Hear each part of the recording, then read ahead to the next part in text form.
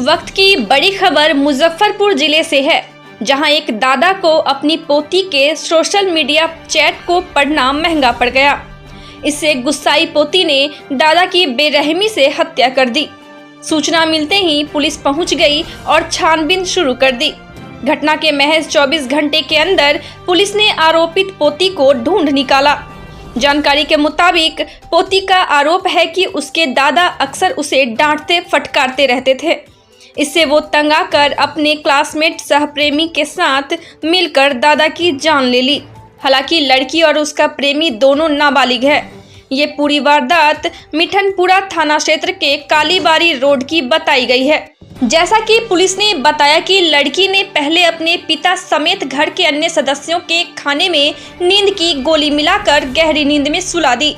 इसके बाद अपने क्लासमेट सहप्रेमी के साथ मिलकर यूट्यूब पर वीडियो देखा और तब वारदात को अंजाम देने के लिए चाकू मंगाई।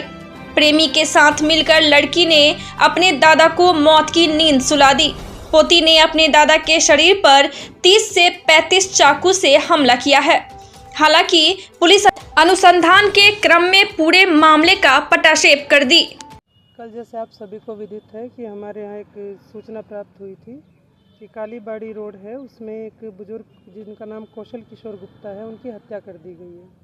तो उनके पुत्र जो सुमन सौरभ है, उनके फर्द बयान पर हमने मिठनपुरा कांड संख्या 12/25 दर्ज किया और अनुसंधान शुरू किया।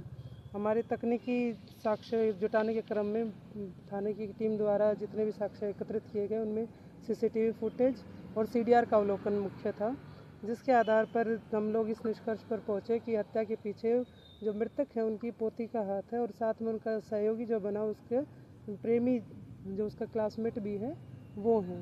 उन लोगों ने पहले से ही पूर्व योजना बनाई थी कि किस तरह से अपने दादाजी का मर्डर किया जाए और उसके पीछे रीज़न ये था कि दादा जहाँ तक जो अनुसंधान में हमारे सामने आया या आस पड़ोस के भी लोगों का किया गया कि वो गाली गलौज करते थे, थोड़े गुस्सेल टाइप के व्यक्ति थे। तो उनका पोती के साथ रवैया थोड़ा सा ख़राब था। उसी के चलते पोती ने सोचा कि क्यों ना इनको हटा ही दिया जाए, थोड़ा विक्षिप्त हो गई थी उस चीज़ से। तो उसको देखते हुए इन लोगों ने प्लान बनाया। दूसरा उन्होंने सहारा लिया यूट्यूब पर उन लोगों ने वीडियो सर्च की किस तरह से मारा जाए और फिंगरप्रिंट ना आए इसके लिए उन्होंने सर्जिकल जो ग्लव्स होते हैं उसका प्रयोग किया गया और उनका प्रयोग करके चाकू की अरेंजमेंट की गई कि चाकू लाया जाए, उससे चाकू से गोदा जाए। ईंट से सिर पे भी वार हुए हैं और इस तरह से इन्होंने इस घटना को अंजाम दिया है। अफेयर है, दोनों ने स्वीकारा है कि क्लासमेट भी हैं दोनों, तो वो चीज़ सामने आई है। घटना किस तरह से हुई थी कि जब ये लोग कमरे में एंटर किए तो वो जग गए थे।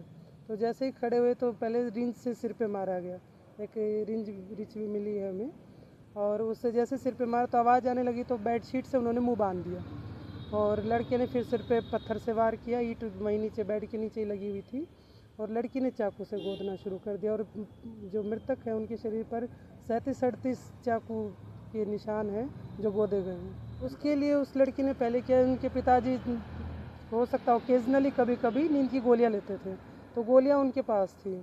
तो उस दिन उन्होंने दोनों की सब्जी में मशरूम की सब्ज़ी बनाई बताई उन लोगों ने और सब्जी में मिला के उन दोनों ने को नींद की गोली दे दी और वो इतनी गहरी नींद में थे कि ये सारी घटना हुई तो उनको पता ही नहीं चला। और फिर उसको रिएक्ट ऐसे किया गया कि कोई बाहर का व्यक्ति आके और उसको घटना को अंजाम दे के गया। पहले से प्लान करके रखे ये पहले से प्लान था। 1-2 बार इनकी पूर्व योजना भी बनी कि कर दिया जाए, लेकिन मौका ना मिलके या कुछ आपसी सहमति नहीं बनी तो इस दिन को इन लोगों ने चुना कि इसको कर दिया जाए।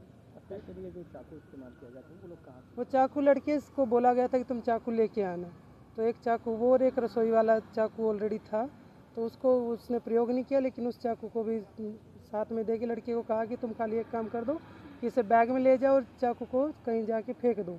और घर के तीनों मोबाइल, मम्मी पापा और उस लड़की का, तीनों मोबाइल उस लड़के को दे दिए कि जाके फेंक देना ताकि शक ना जाए कि घर वालों का इन्वॉल्वमेंट है उसमें। तो दादा उनका प्रेम प्रसंग का विरोध करते थे? नहीं, प्रेम प्रसंग से दादा का कोई संबंध नहीं था।